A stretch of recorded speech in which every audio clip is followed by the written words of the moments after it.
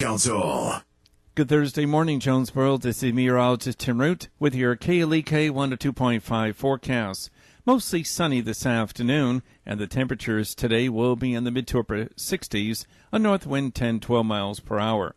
Mostly clear overnight, cool 40 to 45, good sleeping weather. Friday should be partly to mostly sunny near 60, light northeast winds. Saturday partly sunny in the mid 60s. Another weather front coming in Saturday night and Sunday with some clouds and showers and maybe a thunderstorm. High Sunday, 65. Jonesboro, that's your KLEK 1 to 2.5 FM weather. From Feature Story News in Brussels, I'm Kevin Ozebak. Wild and deadly weather around the world. In India, Cyclone Titli has made landfall along the subcontinent's eastern coast. The storm has already taken 2 lives and forced hundreds of thousands to flee their homes. In the U.S. state of Florida, 1 person is reported killed after Hurricane Michael slammed into the panhandle. And in Indonesia, at least 3 are dead after a 6.0 magnitude earthquake shook the islands of both Bali and Java. It's 9:01. Community Conversations is brought to you by Arkansas Early Learning, offering no-cost childcare in Jonesboro and Northeast Arkansas. Applications at arearlylearning.org. Arkansas Early Learning is a nonprofit organization. KLEK LP Jonesboro, the voice of Arkansas Minority Advocacy Council. It's now time for Community Conversations, a program focusing on the people working to make the Jonesboro community a better place, while offering viewpoints from all sides of the issues. The views expressed in this program are those of the participants and do not necessarily reflect the views of KLEK 102.5 FM, the voice of Arkansas Minority Advocacy Council, or our underwriters or sponsors.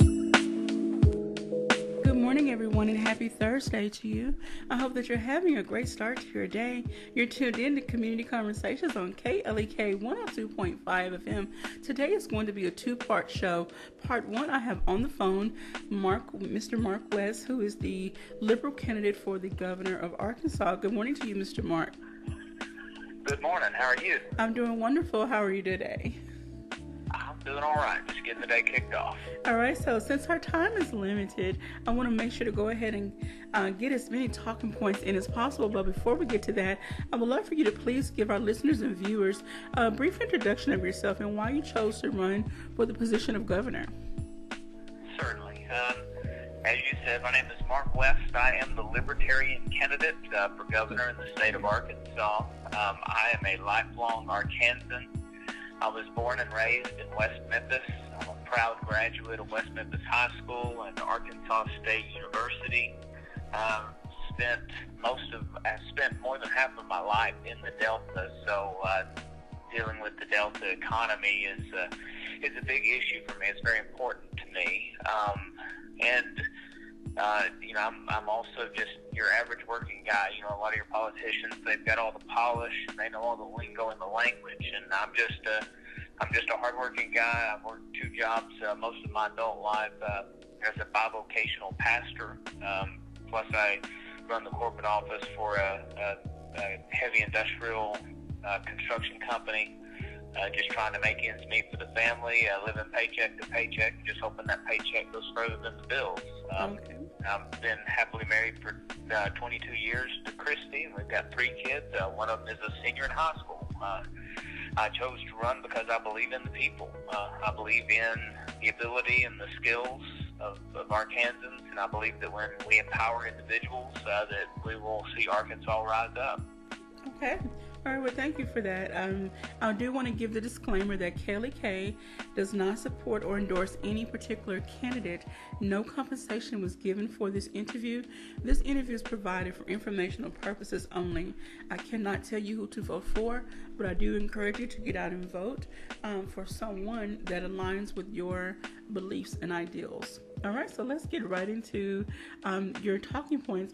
I was looking over your website, and for those who would like to follow along, go to www.markwest4governor.com, and you can find Mr. West's plan of what he hopes to bring to the position of governor if he is elected. So let's start going through some of your steps that you have outlined in the plan. Let's just start with number 1. engaging Delta poverty and economic development. As we know, when people hear Arkansas, they automatically think poor, country, farming, poverty. There's a lot of negative words that surround the state of Arkansas from individuals that don't live here. So what are some ways that you would like to help improve the definition of what Arkansas is and help those individuals who live in those areas to improve their way of life, the quality of their life? Thank you for the question. The Delta, healing the Delta economy is very important to me. One of the things that bothers me so much is you hear so often that the agricultural power of the Delta region is strong enough that we basically feed the world, and yet you find so many in that Delta region that are unable to feed themselves or have basic needs met, and a lot of that goes to the way that our economy has grown and the way that our government has operated. One of the things that hurts in the Delta region is what you would call the skills gap. Okay. And you hear a lot of people talk about this, is you do have higher paying jobs out there, and there are a lot of employers that I've spoken with and that have spoken with other people affiliated with my campaign, and one of the common things is, we have really good high paying jobs. The problem is we don't have people with the skills to take those jobs, to step into those positions. So one of the things that we can do, and that I would like to do if elected governor, is begin working with these businesses and these communities to start on the high school level, and maybe even a little bit earlier, making it to where people can get these job skills where where it becomes not unheard of that someone can graduate from high school with their high school degree and electrician's license, or a welding certificate, or some type of administrative certification. There's so many things that we can do to get our businesses engaged in high school education to help prepare people to have the job skills they need, because the skills are what pay bills. Yes, and sir. And the goal is to get those skills to high school students so that when they get out of school, whether they choose to go to college or not, they've got a job skill that is marketable so they can work and put food on the table, keep a roof over their head while they decide what to do with their life. If they do decide they want to stay in that skill and just become a more developed trades person, then so be it. They've got a skill that they've already developed, and they can just continue developing it for the rest of their life, and growing in the income they can grow from developing that skill. Others can use it to help pay for college if they choose to go to college, or it creates more opportunity. We have to empower people. We empower people by giving them the liberty to choose and the liberty to decide what's going to be best for their lives. And if they have a marketable job skill, they're less likely to wind up involved with drugs or in gangs or in other illicit type activities that wind up growing the prison population instead of growing the working population. So that's just one aspect of what we would like to do to help heal the Delta economy. All right. Well, thank you so much for that. I would like to see all schools, and I can't speak on what schools are already doing. I can only speak on the Jonesboro Public Schools. I know that there are programs now in place. They've changed some of the curriculum, and they made the schools into like academies. Again, I don't have a child in the school system anymore, so I don't know all the details, but I just know a few students personally that are coming out of high school with either college credits or they have enough certifications where they can go into certain fields, such as like the CNA.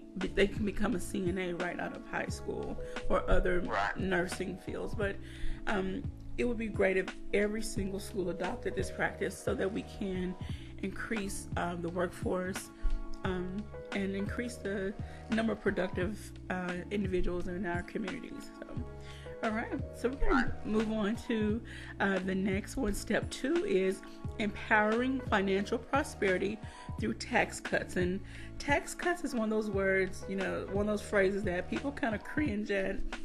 They don't know exactly how to feel about it. So help us understand what you mean by this step 2. Right.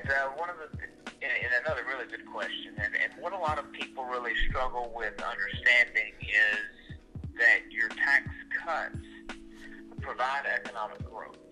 Okay. One of the things that you run into is this big debate: should the rich pay less taxes or should the poor pay less taxes? And it always winds up becoming a debate over socio-economic categories rather than just being a debate about principle. Okay. And here's what I see happening. I see so many of our communities, especially in more rural areas and in more, and even in some of your urban areas, especially in the Delta region, where you have so much of the wealth taken out of those communities through taxes and spent on priorities that aren't really the best priorities for that community. As I tell someone, if you've got $20 in your pocket and you see a kid that needs, some help with health care, or needs to buy a book for a class, or needs help putting gas in a car so they can get to work, is that $20 going to be more effective in your community if you keep it yourself and go spend it on those priorities, or are you going to have a better chance of sending it to the state government, hoping that maybe they put $3 to $5 back into your community? I believe $20 in the community is far more powerful than maybe getting $5 back once it cycles its way through the government. So I want to empower our communities by putting more money in the pockets of average Arkansans, people that are struggling paycheck to paycheck, trying to make ends meet, trying to get all their bills paid, but also see needs in their communities for after-school programs, for providing health care for people in poverty. And they see those needs, but they are powerless to do anything with it because their income is limited by what's already taken by the government taxes. And the government will tell you, and every time I go on the stage and debate, that's what I always hear: well, there's not enough money to go around. Yeah, I know that. So let's leave that money in the communities and let them decide what priorities are most important to them, rather than somebody on a bureaucratic board or on a committee deciding what's best for that community. I really think that people in communities know the best avenues for bringing those communities up, and the best way to empower them is to make sure they keep more of their hard-earned money so they can put their hard-earned money toward the things that matter to them and toward the initiatives in their communities that are going to help build their communities and make them stronger. All right. Well, thank you for that. And again, if anyone would like more information on the different steps in Mr. Mark's plan, go to www.markwest4governor.com. You're tuned into Community Conversations on KLEK 102.5 FM. All right, so we're going to keep it moving so we can get as many in as possible. Another one of your steps, I'm going to skip over a little bit to number 4, eliminating Arkansas Works. There was a recent story, an article posted about how many Arkansans lost their Medicaid due to not meeting the work requirement for this, and there were some statistics listed, the age group of people and where they possibly live. So help us understand a little bit more of how you plan to reform or eliminate Arkansas Works, and maybe what you hope to replace it with. Right, and that's one of the misnomers. Is it's called Arkansas Works, but the reality is it just doesn't work. It has become another system of control, another system in which a very select few people decide what the health care priorities are for large groups of people, and how much money should be spent on different priorities for large groups of people. It's disguised as this compassionate way to provide health care for less fortunate people, but the reality of it is just health care control. And a lot of that goes into some of the, I don't want to get too far into the weeds, but there are some ways that it operates on the state level that actually is detrimental to the people that we claim Arkansas Works exists for. I do want to, one of the ways that we can begin transition is what I believe is facilitating a transition from the public sector, or from the government trying to take care of this, back into our communities and into the private sector. And one of the ways that we can do that is find a way to relax our laws and our regulations to allow more of what they call direct care clinics in Arkansas, and there are only a couple in the state right now. But I think if we could open the door for more of these type of clinics, and what these are, and let me lay it out real simple. They're like a healthcare clinic, not a doctor's office, but a healthcare clinic where it has multiple things in each of these clinics, x-ray machines, surgery days, those type of things. Okay. And what you have is you pay like a monthly subscription. And most of these places, it's anywhere from like $30 a month to $75 a month, right in that range. And as long as you're paying your monthly subscription, you get whatever services you need in that clinic. Whatever they can provide for you in that clinic, you get for that subscription service. Okay. And that will cover most healthcare needs that people have that are right now getting them covered through Medicaid, and it covers them at a reduction of about 75 to 85% of the cost. So you create you overcome that cost hurdle, because that's the big access issue with healthcare. It's not that the healthcare is not available, it's that cost makes it prohibitive. Cost makes it inaccessible. Well, if we can drop the cost by 85 to 90%, we remove that barrier. And then it's so much easier for local charities, for charitable people on the local level to help people that they know, help people that would qualify in their areas to have membership services in these things. And you cut the whole burden on the society as a whole that way. Plus, you get the community re-involved in the community. So many of these big government programs destroy communities because they destroy the common care and concern we used to have for other people in our community.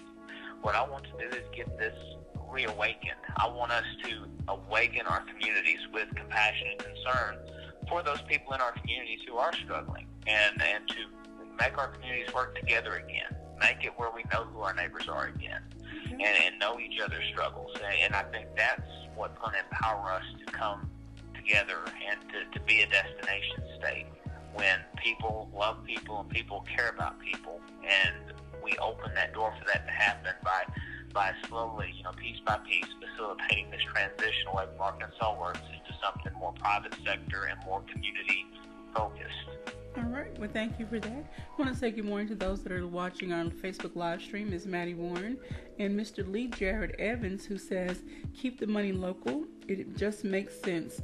Hashtag LP 2018. All right. Well, thank you, Mr. Lee, for your comment. And please share this video with everyone else so they can be an informed voter. They can listen to Mr. Mark's issues and find ways to get in contact with him so that they can learn a little bit more about where he stands on the various issues. We have about 4.5 minutes left, so I want to get into the next item, or another item on your list, and it says empowering our inner cities and the Delta region. So Kate, briefly go into that one.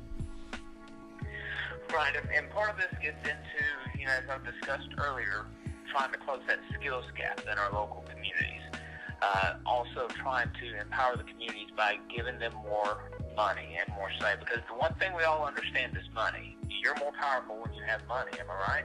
Yes, we know that. You get to decide where it's spent, right? Yes, sir. You got money in your pocket, you can decide whether you're eating at Taco Bell or KFC, or if you're going to go, eat at a steakhouse. The money in your pocket determines how much power you have to buy. Mm-hmm. So what I want to do is make sure that individuals and families in their communities have more money in their pockets, so they have more power in their community to make things better, to make communities stronger. And a lot of this is going to get into, education. We've got to get rid of this stranglehold that big government has over our education system, where so many of our teachers that they lack the flexibility they need to teach the students in the way that the students need taught. Parents lack the flexibility to be able to decide what type of education is best for their kids. And even, students, once they get old enough, a lot of them have kind of already decided what they want to do. But because of the way our system is structured, they don't have the flexibility to begin pursuing their interests. They have to kind of do this, there's so many 11th and 12th grade years are taking some classes just to finish up gen ed requirements, but they're kind of cruising until college. Well, we need to make it to where they can begin, building their career now. they don't have to wait, so that maybe we can defer some of that college cost, because we all know how much of a stranglehold college debt is. I mean, I graduated college in '99 and I'm still paying for it.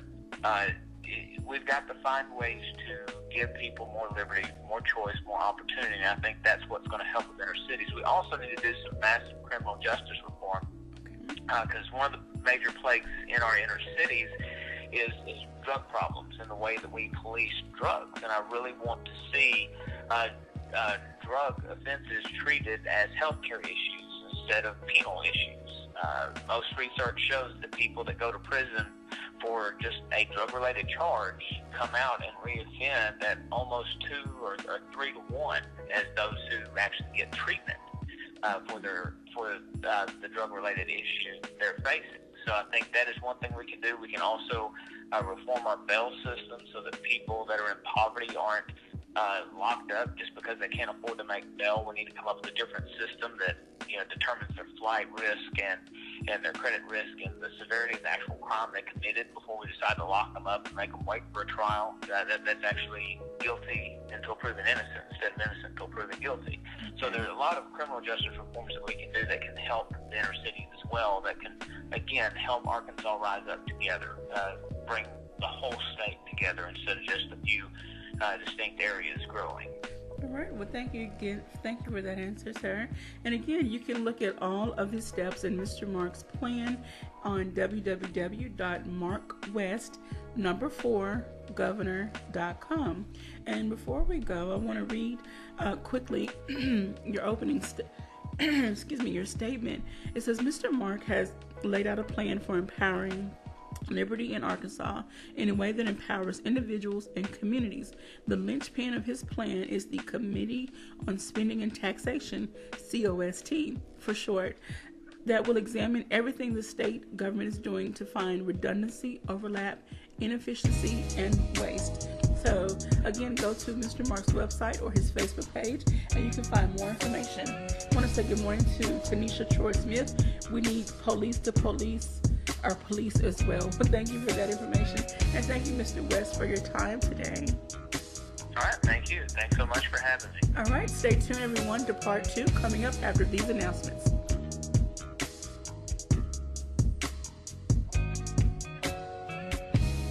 You're listening to Community Conversations on KLEK 102.5 FM. We'll be right back.